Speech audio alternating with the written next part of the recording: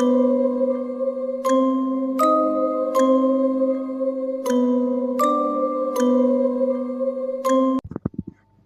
selamat malam. Kali ini kita akan kembali menceritakan kejadian-kejadian di luar nalar yang akan membuat kita merinding bersama. Oke, langsung saja ke ceritanya. Jadi ada sebuah keluarga pelaku pesugihan yang terusir dari kampung setelah jalan sesatnya yang mereka lalui terbongkar. Akhir tragis yang sempat jadi buah bibir. Apa yang sebenarnya terjadi di kampung ini pada tahun 1995? Kejadian tragis apa yang membuat orang-orang bergidik setiap mengulang ceritanya? Ayo, mulai kita gas.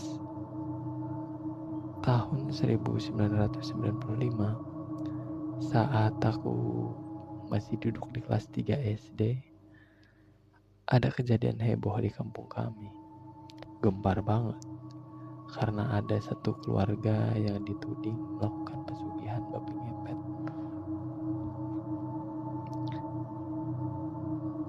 Gak sekedar tudingan tanpa bukti, orang-orang punya bukti kuat. Gara-gara bukti itu juga sekeluarga ini hengkang dari kampung kami. Bahkan bukti ini pula yang merenggut nyawa salah seorang anggota keluarga tersebut. Jadi di tahun itu listrik belum masuk ke kampung kami. Aku ingat tiang listrik itu mulai ditanam sekitar tahun 97. Karena waktu itu kami heboh sekali, belum pernah lihat tiang listrik beton sebelumnya. Akhirnya orang kampung kami pakai genset. Listrik genset nyala hanya beberapa jam saja. Setiap sore dari maghrib sampai sekitar jam 10 malam saja. Jadi bisa dibayangkan betapa gelapnya kampung kami setelah jam itu. Terus gak semua rumah punya genset. Kalaupun yang punya, ya hanya hidup beberapa jam saja. Dan yang gak punya biasanya nebeng ke yang punya dan bayar iuran mingguan. Nah, yang gak sanggup bayar iuran mingguan ini biasanya di rumahnya pakai lampu batok. Jadi walaupun ada genset listrik, suasana tetap gelap. Sebab gak semua rumah diterangi listrik genset.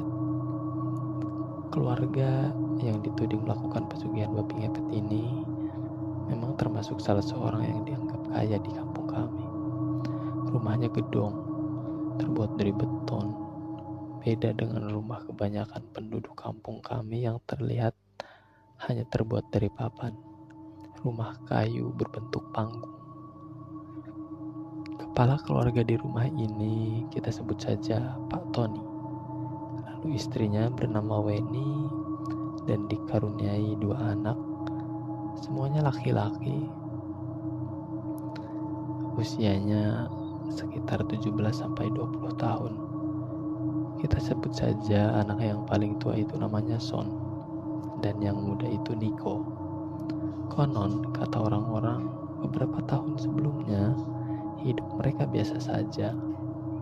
Belakangan aja kaya dan buka toko kelontong.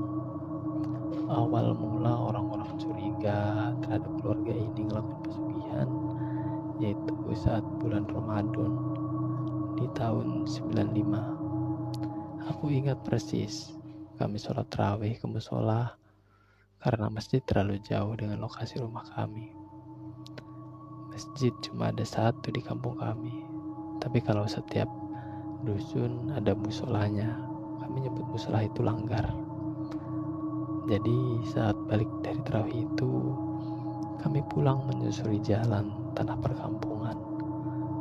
Pas di dekat rumah seorang yang katanya baru dapat duit dari jual buahan di kebunnya, kami melihat ada gerakan yang mencurigakan di belakang rumah orang ini.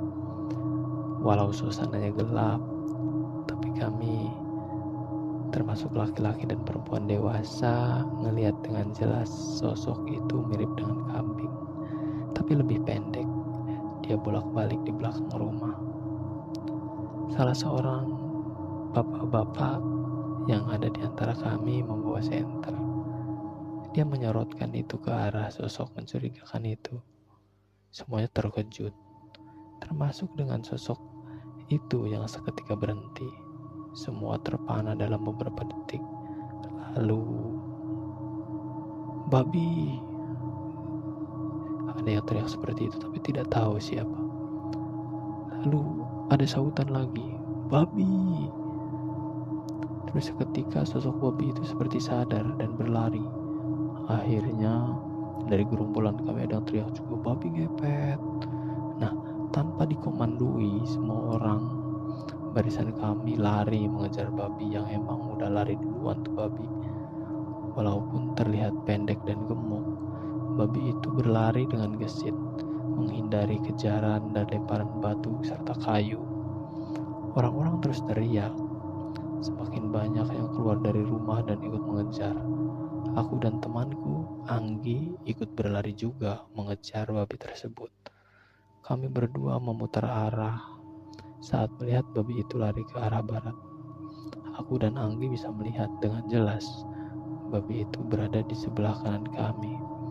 Lalu dia tiba-tiba menghilang di bawah pohon sawo, dekat sebuah rumah panggung yang gelap gulita. Nafasku dan Anggi tersenggal. Kami ngos-ngosan tarik nafas sambil berjalan pelan memutari pohon sawo itu. Ternyata tidak ada sosok babi. Sosok babi itu hilang di sana. Kami berdua berjalan ke bawah rumah panggung yang gelap, dekat tumpukan kayu bakar yang biasanya memang disusun di bawah rumah. Brak! Anggi nabrak sesuatu. Dia bahkan nyaris jatuh terduduk. Aku noleh dan Anggi mendongak. "Pak Tony," panggil Anggi.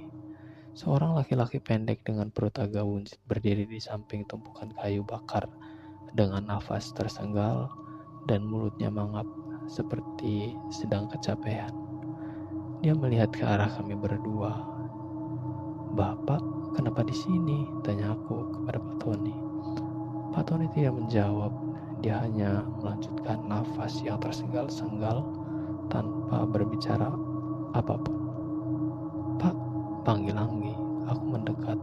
Anggi juga. Pak Tony terus cuma mangap. Dia tersengal-sengal seperti sangat kecapean. Di balik punggung dia menyimpan sesuatu. Dia mundur saat kami berdua maju. "Bapak kenapa?" tanyaku dan Anggi pada Pak Tony. Pak Tony hanya mengembuskan nafas panjang sambil menggeleng. "Gak ada apa-apa," ucapnya. Seketika membuat kami diam. "Kalian kenapa kesini?" Pak Tony malah balik tanya. "Kami mengejar babi ngepet, Pak." "Babi?" "Iya, Pak. Tadi ada babi di sini, apa Bapak lihat?" Sejenak Pak Tony diam. "Ngejar babi?" "Iya, ngejar babi. Bapak ngejar babi juga enggak?" ucapku dengan cepat. "Babinya hilang di bawah pohon sana," ucap Anggi. "Gak tahu sih kemana larinya." Dengan kain yang disembunyikan di belakang panggungnya, Pak Tony menjawab, "Kayaknya lari ke sana," tunjuk ke arah berlawanan dengan pohon sawo. "Yakin ke sana, Pak?" yakinkan Anggi kepada Pak Tony. Pak Tony mengangguk. Anggi mengajakku untuk berlari ke arah yang ditunjuk Pak Tony. Dengan menggenggam tanganku, aku hanya mengikuti arah Anggi saja. Aku masih noleh ke arah Pak Tony. Saat dia berdiri dalam gelap, rasanya aku gak salah lihat. Telinga Pak Tony itu lebih besar sebelah kiri. Kayaknya gak ada orang yang telinganya selebar itu. Entar pas udah kebongkar, aku baru ngeh kalau ketika seorang berubah dari babi ngepet ke manusia lagi, dia emang butuh waktu untuk bisa ngomong lagi, dan anggota tubuhnya juga butuh waktu untuk balik ke normal seperti awal. Cuma karena aku dan Anggi gak paham, mana masih anak-anak juga kan, kami berdua gak tahu kalau sebenarnya aku dan Anggi nangkap basah Pak Tony. Keyakinan orang kampung kami kalau emang malam bulan puasa itu ada babi ngepet betul. Soalnya pemilik rumah yang ada babi di belakang itu cerita duit dari dulu hasil jualan duren di kebunnya hilang.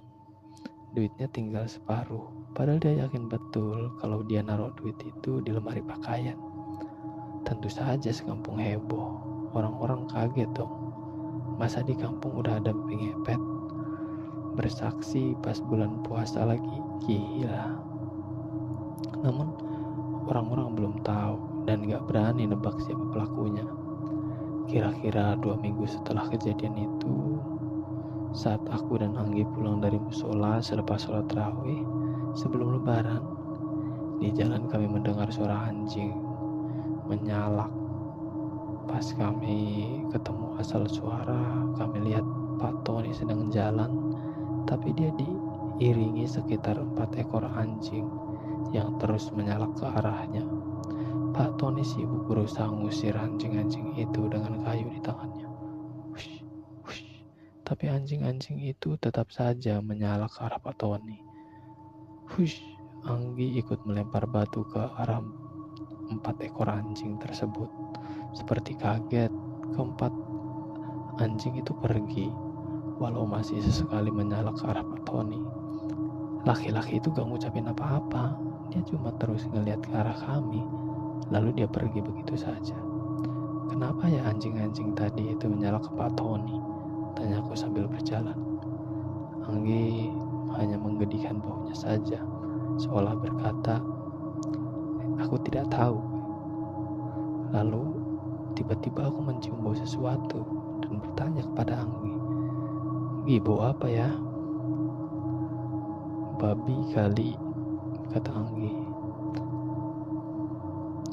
Kan anjing, kalau kan kita tadi lihatnya anjing, kalau ada babi gak mungkin nyalak gitu kan.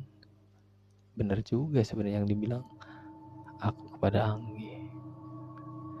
Malam itu sekitar jam 10, saat aku sudah mulai tertidur, tiba-tiba aku mendengar suara orang-orang berteriak, "Babi, babi, babi ngepet." Sontak, aku yang sudah mulai terpejam di balik selimut. Di kampung yang hening, malam sudah gelap, kemudian pecah kembali oleh teriakan yang hiruk-pikuk di luar sana.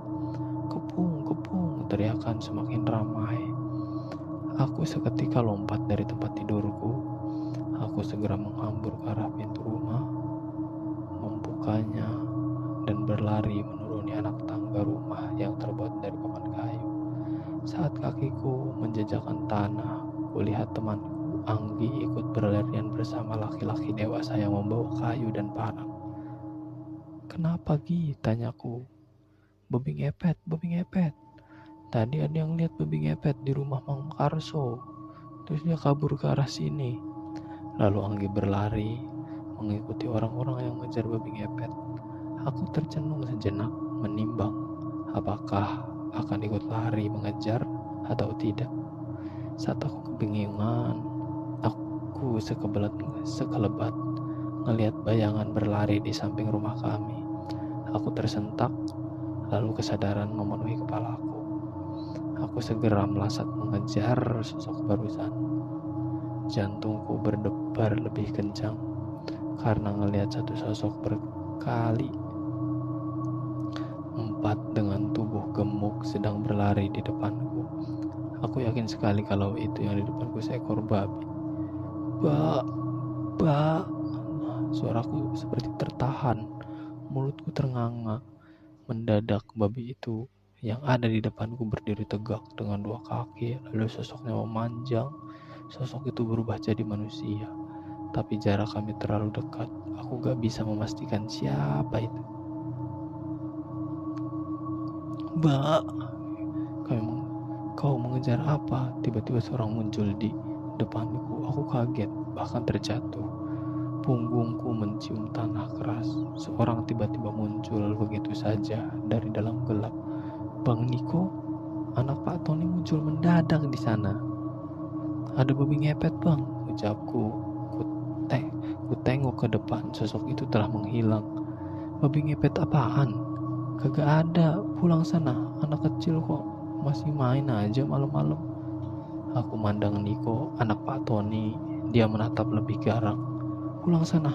Dia mendorongku. Aku beranjak dengan enggan. Tadi aku benar-benar ngeliat kalau ada babi ngepet berlari di depanku. Bahkan babi itu tiba-tiba berdiri dengan 2 kaki. Aku yakin setelahnya babi itu jadi seorang manusia. Tapi aku gak tahu jadi siapa.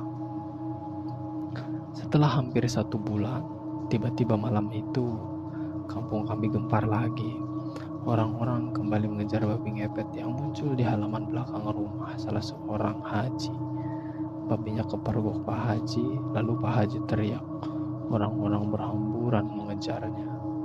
Katanya di salah satu tikungan jalan, si babi ini kaget karena ternyata terkepung.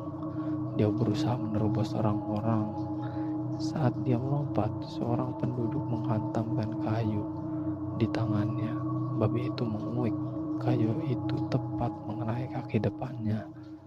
Tapi babinya masih sempat berlari dan melesat dalam gelap malam lalu menghilang. Tiba-tiba raib begitu saja.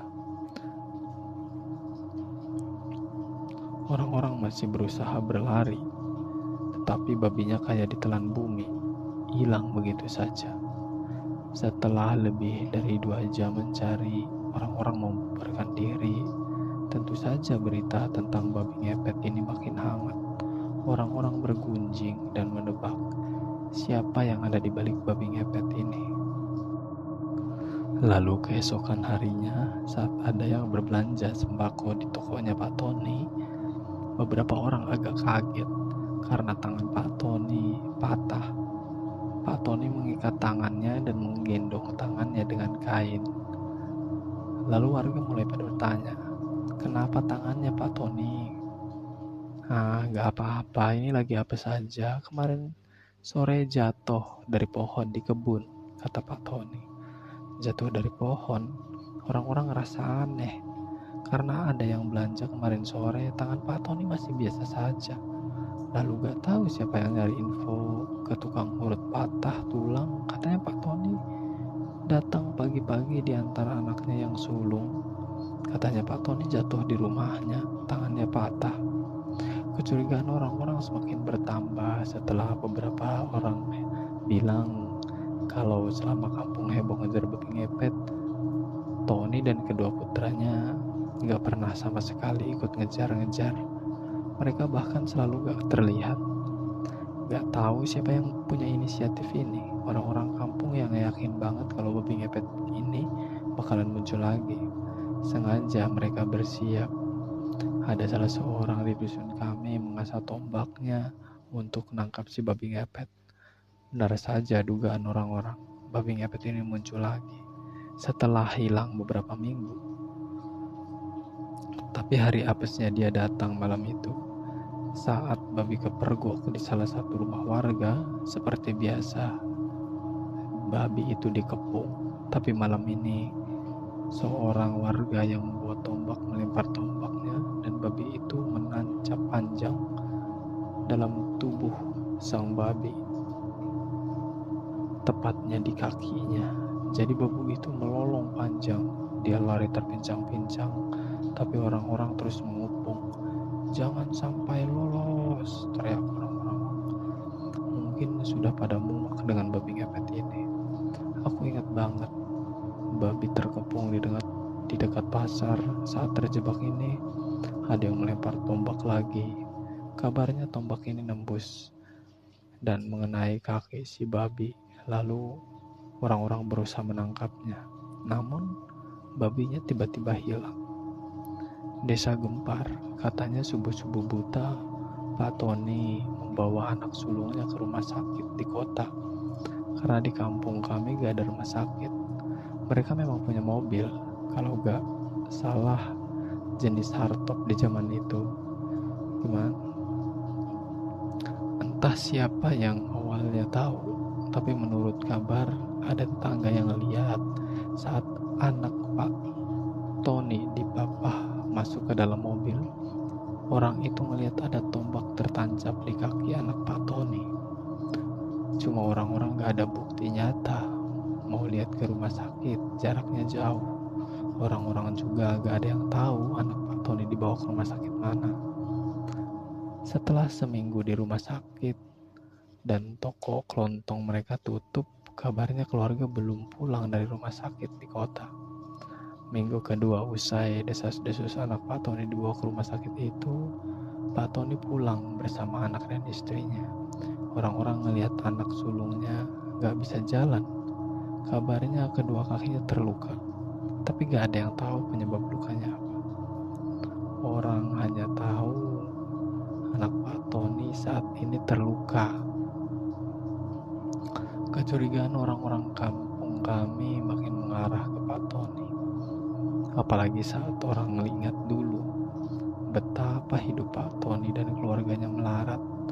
Mereka berubah berkecukupan dan punya toko kelontong setelah Pak Tony dan keluarganya pernah meninggalkan kampung halaman kami sekitar 1 tahun. Balik-balik mereka punya modal buat buka toko. Kalau mau nuduh, takut gak ada bukti. Jadi kayaknya tahun ini orang-orang dewasa di kampung kami menyusun rencana. Gimana caranya nangkap hidup-hidup babi hutan, babi ngepet itu. Kalau nanti babinya beraksi lagi, mungkin emang perjanjian goibnya seperti itu. Pelaku babi ngepet ini harus tetap bersaksi setelah beberapa hampir tertangkap itu. Tapi kali ini orang-orang lebih sigap. Ada sekelompok orang yang sudah berjaga di dekat rumah Pak Tony. Setiap malam orang-orang berjaga di sekitar rumah Pak Tony. Ada yang emang rumahnya dekat dengan rumah Pak Tony, menjadikan rumahnya sebagai markas untuk mengintai. Lalu malam yang ditunggu datang. Orang-orang di tengah kampung berteriak heboh, "Babi, babi!" Seketika yang mengintai di dekat rumah Pak Tony bersiap dan menunggu dengan jantung berdebar. Teriak di tengah kampung semakin ramai, sementara di dekat rumah Pak Tony yang berjaga-jaga mengeratkan pegangan pada kayu, golok, dan senjata lainnya. Lalu terdengar bunyi sesuatu yang bergerak di dalam gelap malam. Suara kaki menerabas dan menginjak segala hal yang di depannya. Lalu seekor babi hitam gemuk tiba-tiba muncul begitu saja di dekat rumah Pak Tony. Yang bikin orang-orang mengintai itu ternganga. Babi itu berdiri dengan 2 kaki dan terlihat berubah wajahnya. Saat babi itu berubah wujud menjadi manusia, tiba-tiba seseorang menebar jala tepat mengenai tubuhnya. Babi itu menguik panik. Dia berlari di dalam jala yang membungkus tubuhnya, namun tidak bisa kemana-mana karena sudah terperangkap. Saat itulah orang-orang di kampung kami beringas. Mereka memukuli babi yang ada dalam jala itu tanpa ampun. Babinya terus menguik-nguik, ribut banget. Tiba-tiba istri dan anak Pak Tony muncul. Berhenti, berhenti. Wajah sang istri panik. Begitupun dengan anak bungsunya. Orang-orang yang menggebuki babi dalam jala seketika berhenti bingung. Kenapa? Gebukin lagi, mampusin, salah sendiri nyolong. Aneh bin ajaib, tiba-tiba babi dalam jala itu berubah menjadi Pak Tony. Benar-benar Pak Tony. Belum muncul kesadaran orang-orang, istri dan anak Pak Tony meraung dan berusaha melepaskan Pak Tony dari dalam jala. Gak ada satupun warga yang bantuin. Semua cuma ngeliat, apalagi Pak Tony babak belur, tubuhnya penuh dengan cairan merah. Pas orang-orang kayak sadar lagi, banyak yang teriak buat bakar, bakar. Istri Pak Tony dan anaknya kayak panik banget. Di saat genting itu, Pak Kades nongol menengahi. Atas perintahnya, anak dan istri Pak Tony dibawa ke dalam rumah. Pak Kades gak biarin orang-orang menghakimi atau main hakim sendiri. Beberapa hari berikutnya, Pak Tony dibawa ke rumah sakit oleh anak dan istrinya. Entah benar atau tidak, Pak Tony meninggal dunia. Bagian ini yang bikin nyesek. Gak ada satupun orang yang datang melayat ke rumahnya. Beneran tidak ada. Bahkan gak ada yang mau bantu gali kuburnya. Keluarganya bayar orang desa lain buat gali kubur. Untungnya saja orang-orang masih mengizinkan Pak Tony untuk dikubur di kampung kami. Kalau tidak, pastinya keluarganya sangat bingung. Nah, proses nguburin ini ada kejadian yang sangat ganjil. Saat proses pemakaman, tiba-tiba hujan deras, sangat deras. Begitu banyak petir menyambar. Jenazah Pak Tony dimasukkan ke dalam liang lahat. Tiba-tiba ada petir yang menyambar ke dalam liang lahat, bikin jenazah Pak Tony akhirnya bau gosong. Namun ini kebenarannya belum tentu bisa dipastikan. Sebulan setelah kematian Pak Tony, istri dan kedua anaknya ninggalin kampung kami. Kabarnya waktu itu mereka pindah ke kota karena malu dan gak sanggup buat hidup di kampung kami lagi. Apalagi setelah orang-orang tahu kalau Pak Tony melakukan pesugihan babi ngepet. Orang-orang juga tahu ternyata bukan hanya Pak Tony, jadi anak-anaknya juga bisa jadi babi ngepet. Mereka melakukannya secara bergantian, tergantung siapa yang gunain sarung untuk berubah menjadi babinya. Lalu tinggal membaca mantranya saja. Sekian ceritanya.